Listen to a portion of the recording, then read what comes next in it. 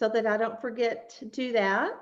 So I'm going to go ahead and make a few announcements to everyone. I hope everyone is staying warm. I hope that you're doing well at home today or wherever you are. Hard to believe we went from 90 to sleet and snow, but that's what we do in West Texas. And we just adapt and go on. And so I'm really excited that we have a great turnout today for this Lunch and Learn. I'm very excited for Dianna to be sharing with us today. This is a topic we have not shared on before, so I'm looking forward to it. As always, if you'll make sure that you're on mute, if you're not, if you'll go ahead and mute yourself. And just like we always do, if you have questions, go ahead and put them in the chat box so that we don't miss them as you don't forget them or whatever. When Dianna is done with her presentation, then she will go through those in the chat box, and then you can ask any questions that you want to as well. We will not have another Lunch and Learn until November, and you'll be getting information on that. I'll send that out probably in another week or so, and then we're only going to have one in December. So November and December, we're going to have one Lunch and Learn each. And those are going to both be very informative and very informational for us as far as advocating for children in AISD. So it's going to help you a lot. We're going to get a lot of great information. So I'm really excited about those. So if you read your emails yesterday, I sent you the bio and the links for Dianna. And I sent the all the handouts. So I've got those pulled up here. Of course, now my what's it called? iPad is not wanting to pull everything up right now, but I sent you all the handouts, so you should have everything available so that you can go through it at any time. If you have any questions, you can email Dianna and she'll be able to address those directly. And as always, hang on to the end and we'll have a few door prizes that we will give out. I don't have those with me at home, so I'm not going to tell you exactly what they are, but you'll get something. So I'm really excited about Dianna today. She's been with DPS or DFPS for a very long time. She began as a TMC worker, then became an adoption worker, and then she moved into being the disability specialist for the department. She, as you saw in her bio, she knows firsthand how important advocating for children with disabilities is because of her daughter, who is 6 years old and was born with some disabilities. So she'll be sharing her story today, and she will be able to just to give us some great insight on how, when we have children with disabilities, we can better advocate for them. Right now, we don't have a lot of cases of children with disabilities, but as we grow in the number of children that we can serve, then that number will begin to come in. We'll be able to get more of those cases. So having this expertise and this basis to begin with is really important for us. And so Dianna, I'm going to allow you to share your screen. Welcome. Thank you for coming and for sharing your knowledge with us. You guys give her a thumbs up, high five, round of applause, whatever you want to do. And Dianna, the screen is yours. Thank you. Thank you for having me today and inviting me to your meeting today. I am the disability specialist. I cover 3 regions. I cover regions 1, 2, and 9. Kind of like your John Clymer who covers, he's another SMED, and your SSI coordinator. We all have different functions. And sometimes a lot of them always, some of the workers always mistake me for the SSI coordinator. They'll send me, well, can we put this kid to get SSI benefits? And I'll go, no, I'm the disability specialist. So this is what I actually do. A little bit about myself. I did start with the department as a TMC worker, and when I found out I was pregnant, I did transition into adoption, which I was there for almost about 4 years. Adoption was my big passion. I always liked to find families. I did diligence searches. Sometimes now, being a disability specialist, that is one thing at permanency circle of supports or any other meetings. I always tell the workers, have you done a diligence search? Have you reached out to CASA to help you find extra family members? At the end of the day, it's always about permanency, what's best for these kiddos. It's not okay for them to linger in a care forever and ever. There's always family out there. But as the department and everybody as a team, we need to sit down, case mind the cases, reach out to old, teachers, foster parents if they're interested. I would always send out a big diligent search and get a whole slew of family members, aunts, great uncles, you name it. It wasn't just the first line of family members. And Costa would help me out. We would send letters, we would make phone calls until we would find family members. I would dig deeper, believe me, because these kids deserve that. It's not okay for them to be in the foster care system. And when I see this now as the disability specialist, I was going, well, what's going on? Are we not trying hard enough to find for our kids, and this is our only option and they're going to age out?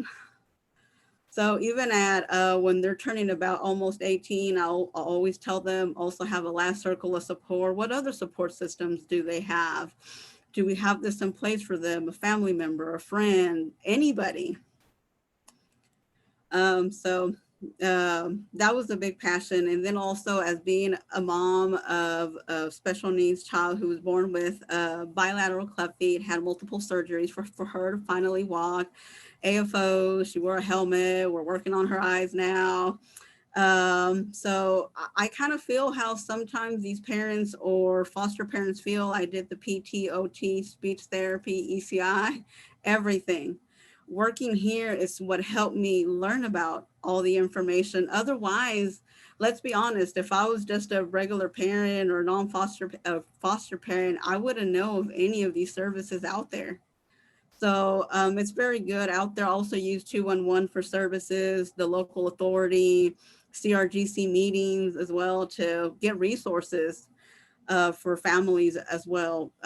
Sometimes when I get investigations who calls me, they say, well, we have this family who's needing services. What do you recommend? I said, well, let's send them out to the local authority for IDD services, CRG list. I call the 211, give them those resources before the department even before it takes custody.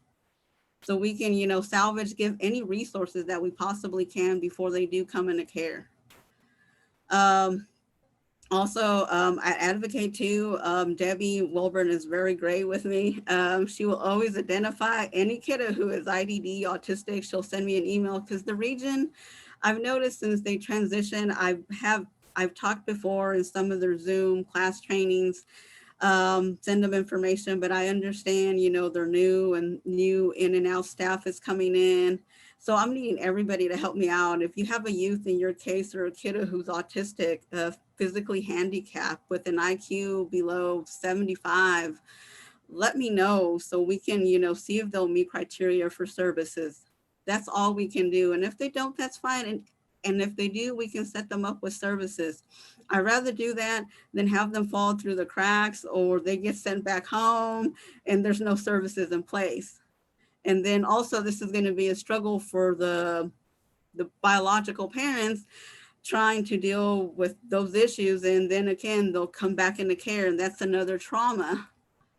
So if we can get it now addressed, then, we can lessen that and help our kiddos and families and foster parents as well, educate them. Like I was saying, also, I always tell the workers, if you get a psychological and they give them a report of an autism, okay, let's check out the school records. Has the school tested them for autism?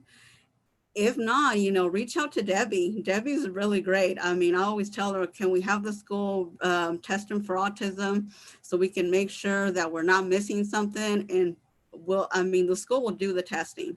And I've had some kids that, they'll qualify for autism. Some kiddos no, but at least we made everything sure, school and outside, everything, that they did qualify or didn't qualify.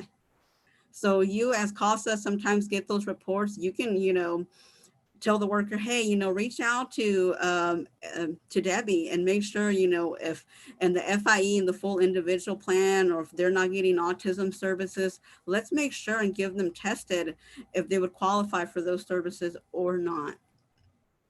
And even also for IDD, like as well too, if they get a psychological, they come into care brand new,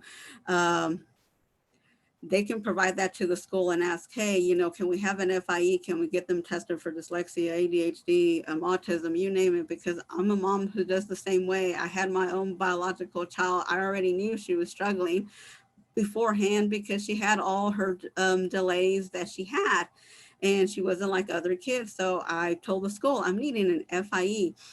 So we got her tested. She'll qualify for IDD, so I know how that feels. But she's a very smart girl, and for also ADHD. So I'm trying to get everything in place for her so she won't fall through the cracks. And I'm the same way for my CPS kiddos. So if we could all work as a team, that would be great. I know I sent Ms. Taylor some information, like my DID checklist that has all the information that I usually ask the region to send me all the documentation so I can send to the local authority for testing and for services if they will meet criteria. So I'm going to share you my screen, my PowerPoint. Let's see.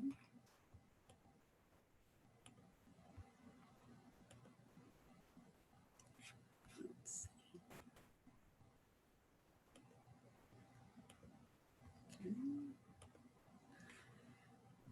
And we're going to do who are the developmental disability specialists. I'm going to be talking how we come up on cases, which it should go flow that way, but sometimes it really doesn't happen that way. I'm not notified mostly by the region when it's an emergency for placement. So case initiation, types of placements, ADDS facilitates. I'll talk about home and community-based service waivers, other Medicaid waivers, autism, guardianship, and alternative to guardianship. At the beginning of a case, an assessment by the CPS caseworker is update, the worker has to update the child characteristics and impact where there's an infant, child, or youth with suspected diagnosed intellectual and or developmental disability. Caseworkers should ensure children with disabilities are placed on all appropriate Medicaid waiver lists as soon as the disability is identified. This is done by contacting the regional developmental disability specialist. CPS uses a variety of specialties to assist and ensure infants and children and youth to get appropriate services. One of these is the developmental disability to ensure that, you know, we are involved. And it's also very important that the worker updates all those characteristics because also we get a state office checklist from state office where the worker checked off this kid is suspected to have autism, developmentally delayed, medically fragile, they're hearing impaired, deaf and blind, um, or any other medical related condition.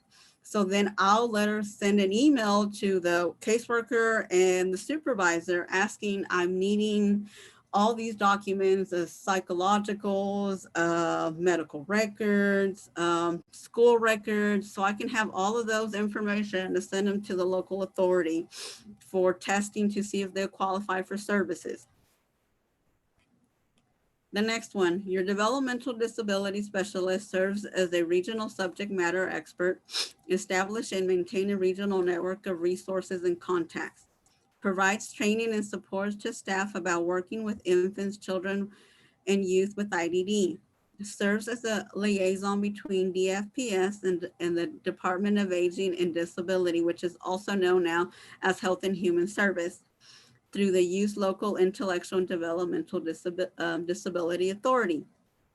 This includes if you have a child or a youth whose caseload is suspected of diagnosed with an intellectual disability, you must contact your regional disability specialist to assist in completing the following actions. Refer the child for determination intellectual disability, which it was known back in the day, developmental mental health retardation assessment, which now is called determination of intellectual disability. So the time frame of completing this action, it has to be before their 16th birthday. So if they're 6, 7, 8, and up to 16, we need to have those completed. This is CPS policy, so we can identify them. And if they come into care, then they have to be referred no later than 90 days after the child's initial assessment. So referring and participating in, I also participate in CRGC meetings. The DDS can address the unique challenges of young adults transitioning out of care into the community and help address resources needed for future support. Serve as a consultant to DFPS staff regarding cases, participate in transitional planning meeting, case reviews, circle of support, permanency conferences, assist in locating and facilitates the placement process for any youth needing specialized placements. These placements can include an intermediate care facility, which is your last resort. We only place youth who are 18. Very few we will place under that age because we have to have state approval. The placement unit has to exhaust all least restrictive options, shelters, RTCs, GROs, foster homes, before we can look into an ICF. This is like the last resort for the department to do, because we also have to get approval from a CRG committee approval. The state office commissioner has to approve your state supported living center. Those are your last option. This is when you had a youth placed in a home and community and they're not to be able to be in the community. They are fire setters. They've been in and out of the juvenile detention center. They've stabbed the staff members. They're just not able to. They need something very restrictive. And in order to be in the state supported living center, a judge will have to commit. The youth who is under 18 years of age. I haven't had any in y'all's region. I know in another region I have in Region 9. But they're already in the process, so they were committed there. And I also have to have a CRGC meeting. The local authority has to be involved to initiate that process, and also we have to have the state commissioner from state office to approve. Nursing facilities, usually these are for your medically fragile youth, but I've never put anybody in a nursing facility. I usually put them in a host home that will take care of our kids who have medical needs, ventilators, bedridden. They'll have all their nursing hours and nurses there to assist them. Then we have your home and community-based services. In order for a youth to qualify who's about to age out, the process for this, they have to have a determination, and the local authority, their psychologist, will do a report with all the records. Either they'll endorse them if they meet the criteria, and if not, they will have a full battery psychological testing through their psychologist. And if the psychologist deems the youth to qualify, they'll complete a report with their findings and their IQ. Usually it's 69 or below. And if they have a related condition, it has to be 70 to 75. If it's over than 75, then they will not qualify for HCS. And the youth has to be 16 and a half, have SSI in place active, because this is the source of income that the HCS home is going to get paid. It is a non-DFPS placement, which your SSI coordinator will resign as payee. And the providers such as Rest Care, Daybreak, I don't know if y'all heard any of those, DNS, they will become the rep payee. And they will be the ones to set up an account for the youth, for their funds to go there and for them to get paid for room and board. Usually some providers will charge approximately $550, depending, and whatever's left over, that's for the youth to spend. My next slide is, like I was already explaining it here, tells you about the placements. There's also other two placements when they're institutionalized placements. It's Mission Roads and Casa Esperanza, known as Hope House. These two type of placements are, I know To Engage has a contract with Mission Roads. I know they're working with Hope House to get a contract. Uh, these are when your shelters, RTCs, foster homes, and group homes have been exhausted, and they will not take our IDD or our children with autism. This is where To Engage will tell me we've exhausted everything. They provided me their exhaustive placement searches. I will send out the youth or the child to see if Mission Roads or Casa Esperanza will take them. Um, I have how many in y'all's region? Only one currently that is at Mission Roads. And the process for that is that I have to do a state office memo. The PA and the region have to agree to institutionalize a child or youth in Mission or Hope House. This is more restricted than in RTC. So also have to reach out to the CRG to have a staffing, get a letter of approval, get approval from the state office commissioner to have a youth or a child placed in this institution.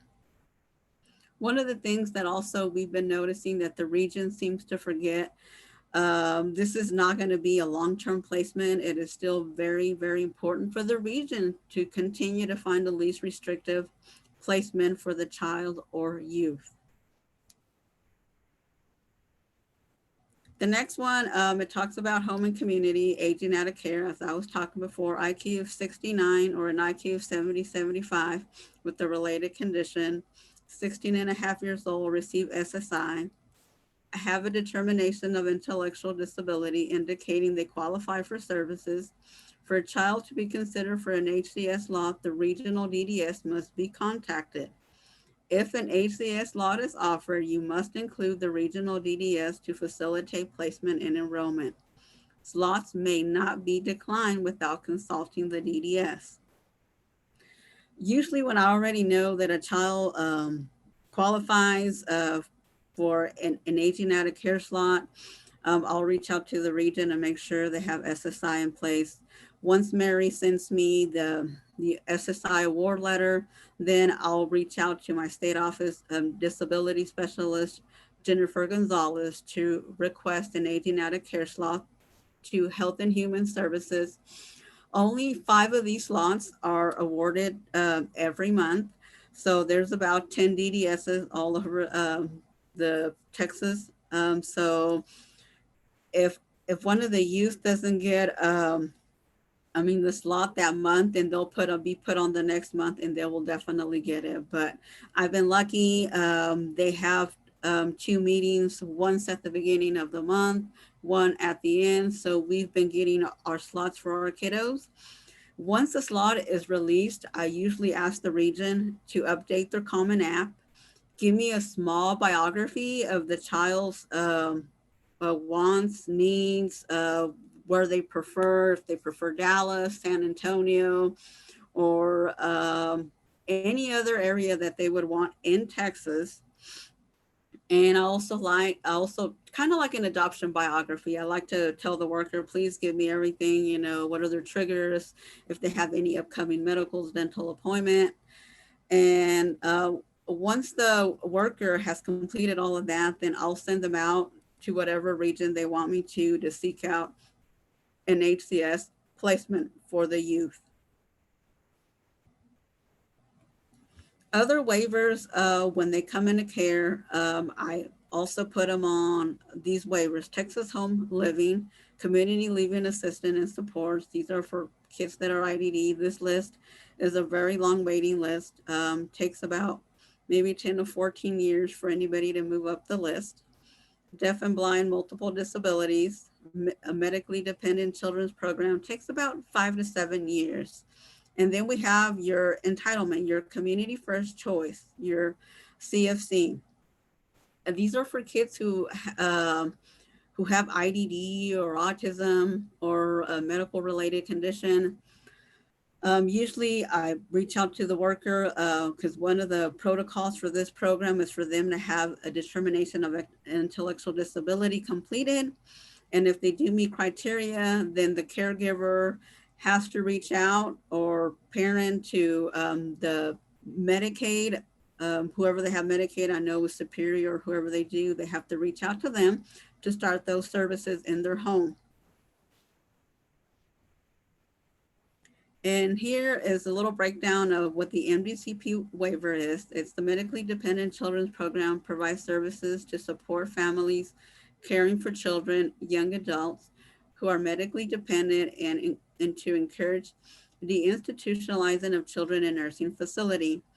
And here below are some of the services that it provides: adaptive aids, employment assistance, minor home modifications, respite support, employment, family support. And the requirements, they must be younger than 21 years of age, um, and must be living with an adult family member, such as a parent, guardian, or sibling, or with a legally recognized foster family that includes no more than 4 children that are unrelated to the child, and must meet the medical necessity and level of care requirements for a nursing home admission. So all of this requirements, usually your DDS, once the region notifies me, I'll put them on the appropriate waiting list. With this one, if they have a G-tube, a trach, or then they'll be put on this list. And then your DDS also updates it once a year, because I know the kids always move, or even sooner than that. Once the kiddo comes up to the top of the list, the foster parent or parent will get that phone call and say that the youth or child came up at the list. A Health and Human Service will send out a packet for the foster parent or family to complete to see if the youth or child will meet the requirements for the program. And here's the eligibility. Individual will receive an annual contact letter requesting update to the demographic information. If a response is not received to the yearly contact letter, the contact letters will not be sent to the following years and the client becomes inactive. So it's always very important for the workers or anybody to keep me updated. This child moved, because I do cover 3 regions. So it's almost 500 kids that I have to keep a track, and they're coming constantly.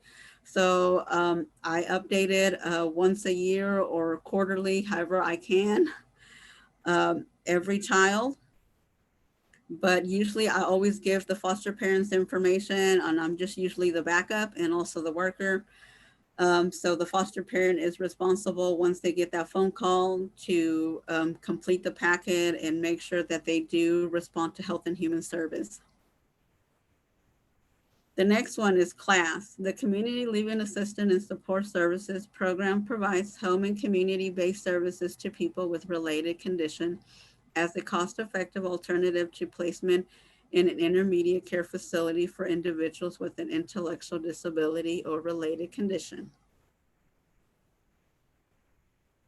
And the next one, it's all the services that it provides. As I was saying, this list is moving quite slowly, but it does provide adaptive aids, behavioral support services, case management, continued family services, dental treatment, employment assistance, habilitation services, minor home modification, nursing services, occupational, physical, and so on. Requirements: there is no age limit to receive services.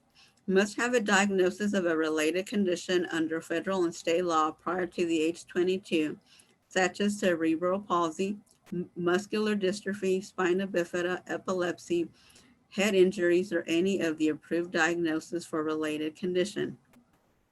Must live in your own or your family's home. Must meet the level of care criteria for placement in an ICF and IDD. Demonstrate need for one or more services monthly. Must be eligible for SSI or Medicaid.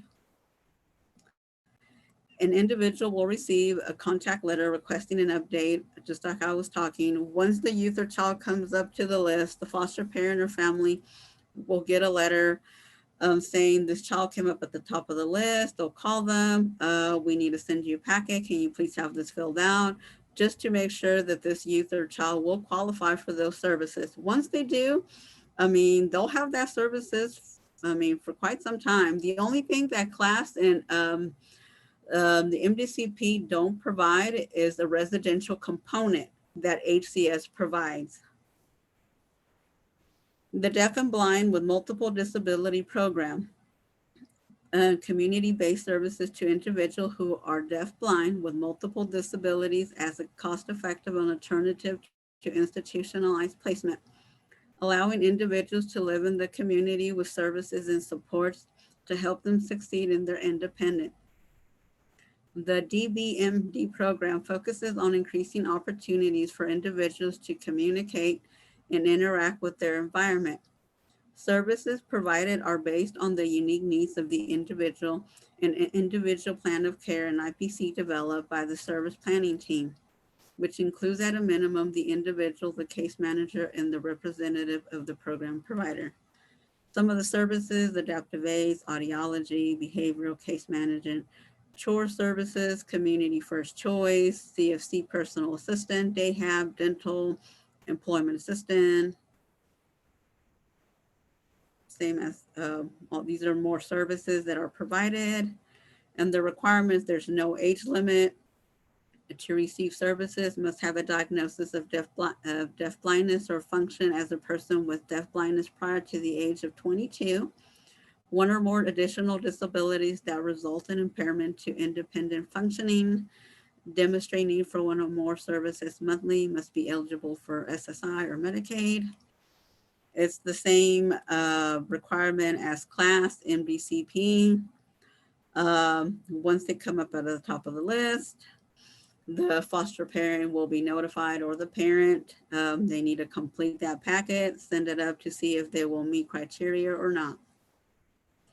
Also, I put in here some ABA programs. I know right now Medicaid doesn't pay for that. It's still in the works. So here are some resources if you have any families or children that would benefit. Here are the programs, the websites y'all can um, search and apply for. There's this one, the Health and Human Contracts. There's a grant program. Certain areas have that grant. There is a waiting list. Sometimes they can take up to a year for the youth or child to get those services. But if the sooner the better you can get them on the list, the sooner we can get them on there to get services for ABA. The next one, I know sometimes we have some foster parents that do have some kiddos or family members that have children with autism and that are struggling with headbanging or keeping them safe in their room. I know I currently have one in Region 1. They were trying to figure out how to keep him from banging his head, hurting himself. They just put him in a playpen. So instead of that, they're called autism safe sleep beds. Usually the region will have to contact their the PCP, get an order for one of these beds, and then they'll contact the well-being specialist from y'all's region to order one of those. Also, your DD specialist assist with guardianship referrals. We don't do the assessment. We cannot go to court and tell you about the process about guardianship, as we are not guardianship experts. Once a youth in the conservatorship of DFPS who is 17 years of age or older and are aging out of care, there is a reason to believe that because of physical or mental health condition, the youth will be substantially unable to provide for his or her own food, clothing, shelter. The youth will be unable to provide for his or own physical health. The youth will be unable to manage his or own financial affairs when the youth becomes an adult. There is a source of funding, SSI or other. Least restrictive alternative to guardianships are not appropriate or available. No suitable family members or other interested parties are willing or able to serve as guardian. Guardianship is a legal tool which allows a person to make decisions for another person. It removes the civil rights and privileges of a person by assigning control of a person's life to someone else. This would be guardianship, APS, starting usually when I tell the region, please, once they're placed in a home and community placement, please send me a referral if the region feels that this youth would benefit from guardianship after the region has explored. There's no relatives, there's no appropriate family members that are willing to take over guardianship. And usually the region will open the aging at a care stage and legacy impact. The worker will complete the guardianship referral. After the form is completed, they will submit it to the developmental disability specialist. The worker has to add the attorney ad litem, the PCP, the psychologist to the person detail page and impact. And then the form will open in legacy. Do not cut and paste into the form. It will contaminate the form and it will not process through the DAD system. If there are any adult siblings or parents who are not listed in impact, either the worker has to add them in the characteristics and impact and send me all the required information in an email. Make sure there are no other appropriate guardians before starting the process. Please scan and send me the required forms that are listed at the bottom of the form. Include a copy of the Social Security card. Required certified copies do not have to be originals. Do not send me originals. Please send me an email if the referral was complete, saved, and submitted to me in impact. Remember, the purpose of guardianship is not about a placement, but about to make decisions for the child or adult that they will be unable to make for themselves, such as medical decisions, keeping them safe from exploitation, and so on. And these are the forms that guardianship will require: the guardianship referral form, the common app, the DFPS affidavit of removal, order determining parental rights, determination of intellectual disability report, copy of the birth certificate, copy of the social security card, the current award letter from the Social Security, name of the facility or the provider, DNS, rest care, list of family members, including date of birth, Social Security, last known address. And also there's some reasons once guardianship gets assigned, they go up and do their assessment and they will not take guardianship of this youth. Supports and services recommended or already in place and functioning, such as home and community services or an SDMA. Issues identified during the guardianship assessment only pertain to behavioral problems or mental health diagnosis. A family member or foster parent expressed an interest in applying for guardianship or has applied for guardianship. Health and Human Service cannot locate the individual or obtain cooperation for assessment. The SSI funds or SSI funds are not in place at the time of the referral or established. Health and Human Service is unable to obtain a CME for guardianship application. A CME was obtained, but the doctor indicated partial incapacity and or the doctor recommends the individual to retain most rights, especially decision making regarding control of the money and placement. And there's other alternatives to guardianship: supported decision making, representative payee, power of attorney, special needs trust, person-centered thinking, and others. And here's my last slide. So here's all my information. If y'all have questions, y'all can call me, email me. If you have a youth or a child that y'all have on y'all's caseload you're working with, please let me know.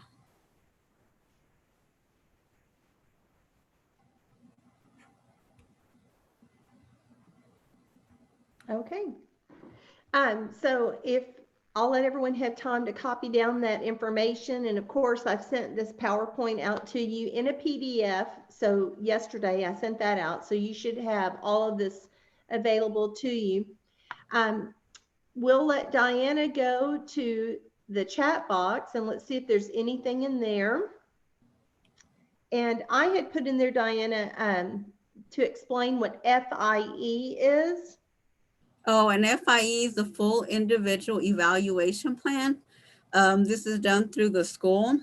Um, the school, they have to do their own psychological testing. Of course, they don't ever take our psychological testing. That's different. They have to do the school their own. So that FIE gives an IQ scoring of whatever, depending the child, if whatever they're going to qualify is under the umbrella of autism, IDD, other health impairment. They'll put if they need speech, any of that. Is And, that and something we have to advocate for, or is that something that they kind of automatically would be doing in the well, school? if they have an ARD, if one of your youth or children already have an ARD, they should have already an FIE. But I've been noticing that the schools don't supply that. They only supply you with the ARD.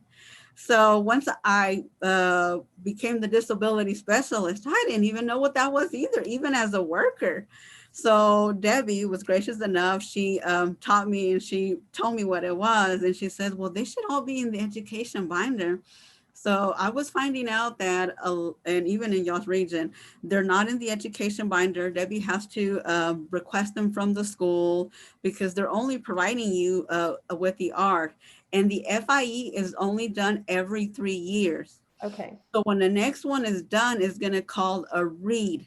So that's a reevaluation of the first initial FIE, okay. just to make sure that everything is still the same. If anything changes, then they'll go ahead and change it on the read. Good. And guys, just remember, if you didn't get to participate in Deb Wellborn's presentation 2 weeks ago, or if you haven't watched the video yet, that we should always ask for that green binder, that green portfolio, so that we can check it and see what's in there. And if you feel like if there's been the ARD meeting and you don't have that FIE report, then we should just request it from Deb, correct, Diana? And Deb can get that added to the portfolio. Yes, because I've been having, like I was talking before, state office gives me children with, you know, with children with disabilities that the workers have checked off in impact, either having autism or developmentally delayed or medically fragile, hearing impaired. So then I'll do an email and let the worker know. I'll put the supervisor on there and I'll put Debbie because the workers sometimes don't know what I'm talking about in FIE. And even though I already put it in my little DID checklist, where they need to reach out to the special ed department to get it. Sometimes they don't know. So Debbie's really good a resource for me. She will go and find it, and she'll even ask the worker or the LPS worker, can you please check the education green binder if it's in there? And sometimes they'll check in there and they're going, Debbie, it's not in there. She says, well, this has to be in there. Yes. Okay, and then I had a question sent to me. Now, you are with DFPS, but you are the the disability specialist, even for To Engage for our region, correct? Yes. Uh-huh. I cover all of region 2. Yeah. Yes, that was what I understood. That's why, they connected me with you, Casey. I'm connecting me with you, but I just wanted to be sure that I had that correct. So Yes. if we have a case that we have a question on, and which there is one in my, not my case, but one of our cases that I do have a question about, I'll email you because it's kind of convoluted. But if we do, we can reach out to you and you can kind of clarify things for us and point us in the right direction, Yes. correct? Uh-huh. Okay, good. Okay, let's see here. Kathy had a question in here. What are the conditions that allow a child with an IQ of 70 to 75 to qualify? They have to have a related condition, and I send you all that approved diagnostic codes. Yeah, A lot of so stuff. long stuff. Okay. And also send you the form, the attestation form. So the primary doctor, whoever they're placed with, um, has to take that form with a big booklet, and the doctor has to look through those if that the child or the youth has any of those, and if they do, then they fill it out with one of those appropriate codes on there. So once it's filled out, we send that out to the local developmental authority. Their psychologist will get the school records, their past and present psychologicals, and that attestation form And then they'll include it in their report saying this kid will qualify, with the related condition they've been found with, they have autism or they have cerebral palsy, spina bifida, or some blindness. I mean, there's so many codes in there. So many things they could choose from. So Yes. the physician needs to find the supporting, check it all off, go Yes. through the book and find everything that supports it to go along with that IQ of Yes. 70 to 75. Yes, and I also tell the workers too, maybe y'all can help them out, case mine, because I've noticed like in previous psychologicals or in old school records, they might have had, spina bifida, or I mean, you really have to go through those records with the fine tooth and comb in there to find them. Because sometimes the little will ask me, well, hey, we read this on there that they have spina bifida, but none of the other reports, psychological testing says anything. So then that's when I reach out to the region. Hey, did y'all know about this? Can we get the doctor to look at this or maybe sign off on this? Maybe y'all missed it and, it just fell through the cracks. Okay. Now, would that information be in Health Passport?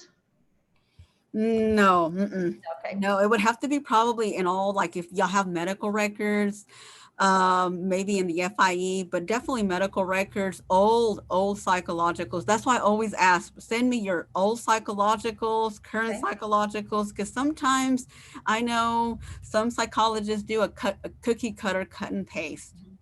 And I'm going, sometimes they'll paste somebody else's information. I've had that before as a worker, and I'm going, this is not okay. Yeah. And so I always have to reach out to the psychologist, whoever's doing the testing. Put somebody else, and this is just a cookie cutter. Can we? Yeah. And also, the abbreviated one. I know they do the Kaufman.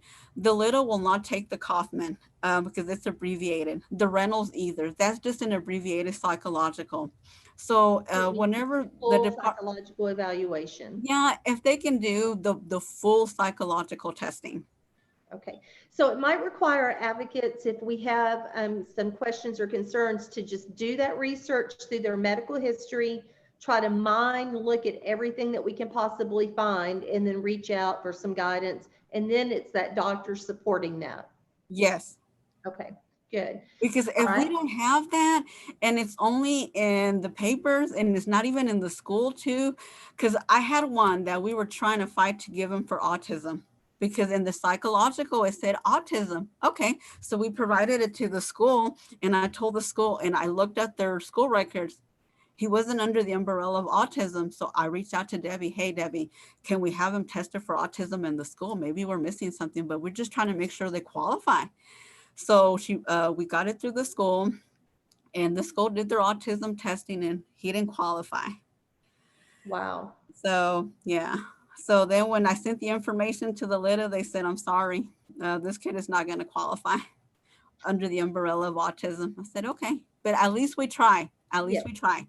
So that's I what we mean, need to remember is if we don't try, there may not be anyone else trying too. yes, Because like you said, exactly. there's so many kids that we've all got to be working for their best. So Yeah, and then that's psychological, like the first one that you get, and if it says it on there, provide it to the school. And if they're not, under autism resources or services, get the school to test them. okay, good to know. Kim asked if there's a waiting list for the class program. Yes. So once a kid comes into care, that is like, they like the Kansas assessment. That is the first protocol that the worker has to let me know. It says here, contact your DDS, to put them on any waivers. So if I get a 1-year-old that, I get a Kansas assessment, I'm going to put them on class. It does take about 10 to 14 years. I was talking to Health and Human Services last month. They did get a grant. So they're moving out pretty quickly. I think she told me they were calling every month, every 500 uh, people on the list. So sometimes you can be the 74,000. There's so many people out there put it on that list. But if the child or youth gets to the top of the list, it's very important for foster parents. I've had this issue. Foster parents get even a letter, they won't respond. They get phone calls, they won't respond. So they'll call me and I'll reach out to the worker. Hey, please reach out to the foster parent, case manager, because I don't have that information. That is something they have, and they need to reach out to them as soon as possible. Because they have to send them a packet, and the foster parent has to fill out all this information. They send it back to Health and Human Services, and if they qualify, hey, that's a good thing. They'll get services in the home. I currently have in region 2 and some of y'all in region 1 and region 9 who are getting MDCP. Actually, class not so much, because it's barely moving up the ladder. But for NDCP, that list takes 5 to 7 years, and they'll get nursing, they'll get all those services. So don't give up. No. Search, keep working, and work with the foster families if we need to make sure they're providing that information. And also, I've been noticing the region doesn't let me know when a youth is going to be reunified back with parents. And I'm sending emails, hey, this kiddo was on my list. And then I get something from the worker or the region, oh, we're going to reunify. I was going, great. I kind of wish y'all would have let me know ahead of time, because now you're going to send this kid and close the case out. So I always tell them, okay, please let me know. So like that, we can put those supports and services in place. Okay. I've also done it for y'all's region too. Let's say we're reunifying back with parents, and I can ask for a crisis diversion slot. It's an HCS. So I can let the little know, hey, this family is about to adopt, or they're about to, be reunified. And without this support and services, they're not going to be able to make it. Mm-hmm. So I reach out to them. Either they can tell me yay or nay, but at least I tried, and I've been blessed. I've gotten y'all's crisis diversion slots for some of y'all's kids, for families that are getting reunified or getting adopted. This waiver, the HCS, is a long-term waiver forever. It follows them wherever they're at in Texas. So let's say, mom and dad are not able to care for them. Something happens, then they can put them in a group home or either a host home and still continue with their rights, see the child or the youth, and CPS doesn't have to be involved. Oh, wow. Okay. All right. Any other questions? Susan Langford put a note in there about autism testing is being done by a team in the LEA. It is very thorough and follows federal, state, and LEA guidelines. And I think I know, but I'm not positive. What is LEA? Ooh, I don't know on that one. Susan, if you're listening, if you'll just explain that one for me so that I know. But that's great information to know. Oh, local education agency. Sorry. Yeah, duh. It's one of the does. Okay, guys. So we have a few minutes. Does anyone have any more questions that they wanted to ask? And so I think for us, I think we do have several kids that are on the autism spectrum. So in that case, maybe it's just reaching out to you to make sure that we're doing what we need to do, that they have the services that they need and that kind of thing? Yes. Okay. Guys, if you have other questions, go ahead and put them in the box or unmute so you can ask. And while we're doing that, I'm going to have Dianna pick a number for me between 1 and 24. 18. TJ, you win a door prize. And I don't know what it is because I don't have them at home, but TJ, you're going to get a door prize. And if you will pick one more for me between 1 and 24. 6. Barb Jones. Barb Jones, you get a door prize as well. So I'll be letting you guys know what those are. Okay, let's see here if there's anything else. I don't see any other questions in there. Dianna, anything else you want us to know or to be aware of? No, I don't know who the other, I know I cover region 2, and I would like to see who the other CASAs are too, so I can kind of talk to them as well. So I don't know, you have that information for the other other CASAs, because I think it would be good so we could all get on the same page. Yeah. So for other programs in region 2? Mm-hmm. Yeah, we can definitely do that. I'll make a note to give you that to get that information to you. Let me write it down. Because y'all help me like a lot whenever I always have to put you on an email. Y'all respond with information because sometimes the workers won't. And usually y'all will send me information and, you get me what I actually need. Well, I like hearing that because that is what we do teach our advocates. We are big on collaboration. And so we train our advocates to that often they're going to be that connector, that we're going to be the ones that kind of initiates and makes that communication between all the parties happen. So I appreciate the fact that that's been your experience. That makes me Yeah. feel good. And our advocates really will respond as quickly as possible. They will be happy to share information with you. And of course, we should all be doing that if that's what helps our children and gets them the attention and their needs met and the resources that they need. So we will definitely be happy to partner with you on that. And I really appreciate you making yourself available to us. This is really a new, we've dealt with, like I said, we've had a few special needs, but very few. And I think more of our cases involve children that are on that autism spectrum. But there are a lot of acronyms. There's a lot of new programs and services and resources that we're not familiar with. So having your expertise available and being able to reach out to you is a huge blessing to us. So you guys give Dianna a round of applause and high fives and check marks and thumbs up or whatever you want to do from your screen. And Dianna, we appreciate you so very much. Thank you And for having thank you me for here. taking the time to do this and for sharing with us. And guys, feel free to reach out to her if you have any questions at all. And anything else anybody needs to say before I end the meeting? No? Okay. Dianna, thank you so much. And I hope you Okay. stay warm this afternoon. You too. Bye, guys. Bye, guys. Thank you so Thank much. you.